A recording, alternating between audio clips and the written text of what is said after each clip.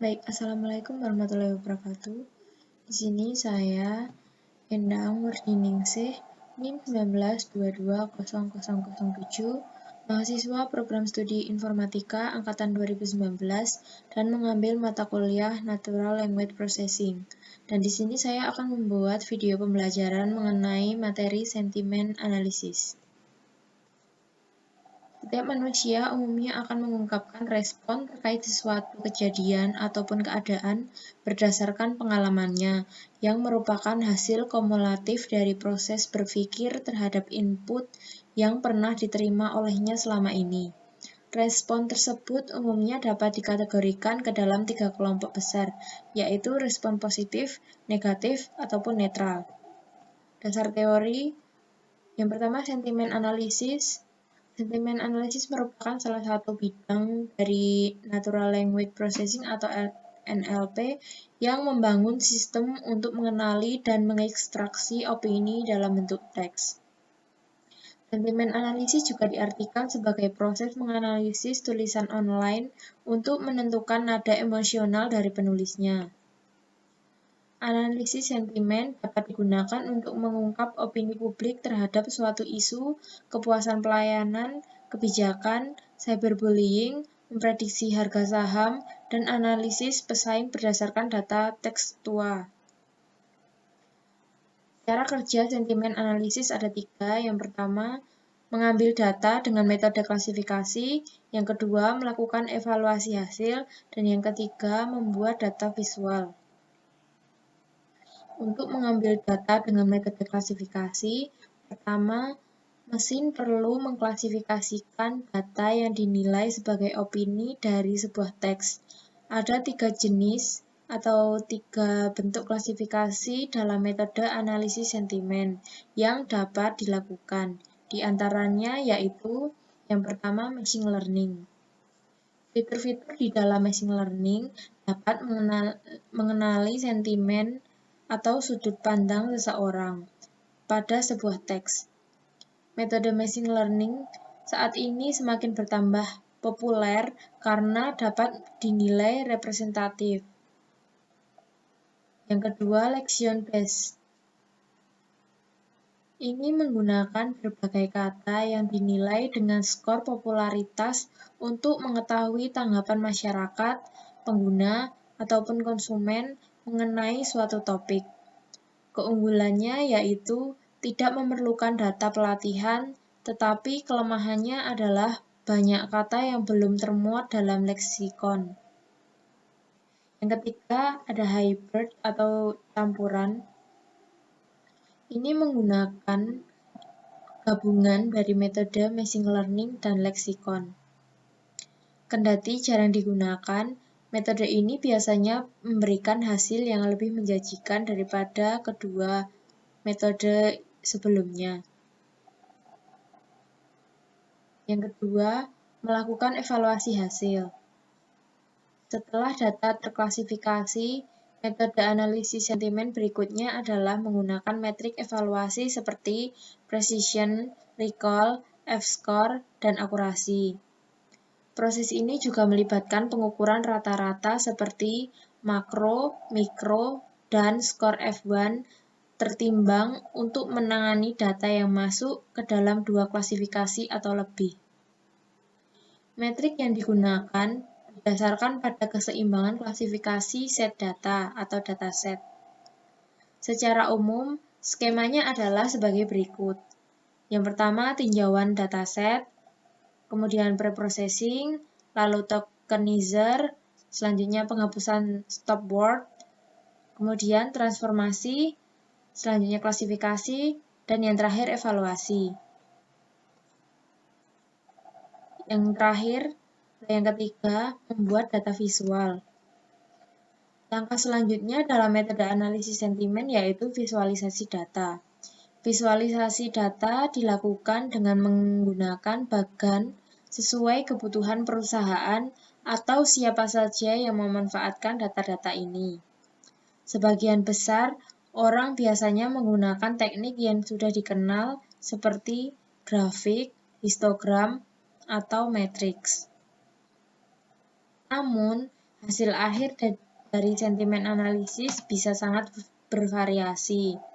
Data yang ada dapat muncul disertai domain lain yang terlibat. Karena itulah, teknik visualisasi data berupa word cloud, peta interaktif, dan gaya sparkling juga cukup efektif untuk menampilkan hasil analisis. Tools untuk menjalankan sentimen analisis terhadap suatu brand ada 4. Yang pertama, Awario. Tools analisis ini merupakan tools analisis dan monitoring sosial media. Tools ini dapat menunjukkan bagaimana sentimen terhadap brand dari waktu ke waktu. Kemudian tools yang kedua ada Brandwatch. Tools ini merupakan tools analitik dan monitoring media sosial lainnya yang dapat digunakan untuk sentimen analisis. Tools ini menganalisa sentimen terhadap brand untuk menunjukkan tren yang ada. Kemudian tools yang ketiga ada Lexalytics. Ini berfokus untuk menjelaskan mengapa pelanggan merespon bisnis kamu dengan cara tertentu. Tools ini dapat menjalankan sentimen analisis untuk menentukan maksud di balik pesan pelanggan. Kemudian tools yang keempat, Social Mention. Tools ini digunakan untuk menarik data tentang kata kunci kamu dari setiap situs media sosial dan mengkompilasikannya ke dalam ringkasan yang komprehensif. Selanjutnya, implementasi sentimen analisis. Yang pertama, penerapan sentimen analisis pada hasil evaluasi dosen dengan metode SVM atau Support Vector Machine. Kesimpulan dari implementasi ini yaitu, sistem sudah dapat melakukan sentimen analisis dengan metode SVM terhadap hasil evaluasi dosen. Sistem dapat melakukan sentimen dengan analisis dengan menggunakan 3 kelas sentimen. Akurasi tertinggi SVM pada sistem ini yaitu 67,83%. Kemudian, akurasi tertinggi dicapai pada sistem yang tidak menerapkan perubahan bobot pada dokumen uji dan menggunakan rank lebih dari 0 untuk kelas sentimen positif, kurang dari 0 untuk kelas sentimen negatif, dan 0 untuk kelas sentimen netral, serta pelatihan menggunakan set data latih ke-6. Kemudian implementasi yang kedua, implementasi sentimen analisis tanggapan masyarakat terhadap pembangunan di Kota Pontianak. Kesimpulan dari implementasi ini yaitu pengujian yang dilakukan dapat mengklasifikasikan data tweet ke dalam sentimen positif, negatif, ataupun netral secara otomatis.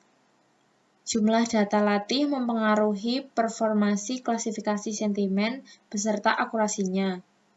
Kemudian metode klasifikasi Naive Bayes dengan skenario dataset, 450 data latih, dan 50 data uji menghasilkan akurasi sebesar 72%, recall sebesar 72%, dan precision sebesar 72%. Implementasi yang ketiga yaitu pemanfaatan analisis sentimen untuk pemeringkatan popularitas tujuan wisata. Kesimpulan dari implementasi ini yaitu, berdasarkan hasil analisis uji validasi data, algoritma yang digunakan sudah cukup memiliki akurasi yang baik dan dapat diterima sebagai suatu metode perhitungan pemeringkatan, khususnya dalam domain pariwisata. Komponen-komponen penilaian yang digunakan sudah dapat memberikan penilaian yang lebih objektif yang dihasilkan berdasarkan konten opini atau ulasan dari media sosial maupun situs pariwisata lainnya. Dengan mengambil data uji terhadap 50 Point of Interest atau POI, tujuan wisata di Pulau Bali, hasil ekstraksi dan klasifikasi opini maupun ulasan yang berkaitan dengan destinasi wisata di Pulau Bali tersebut menghasilkan peringkat popularitas yang dapat menjadi bahan pertimbangan bagi wisatawan sebagai tujuan wisata mereka.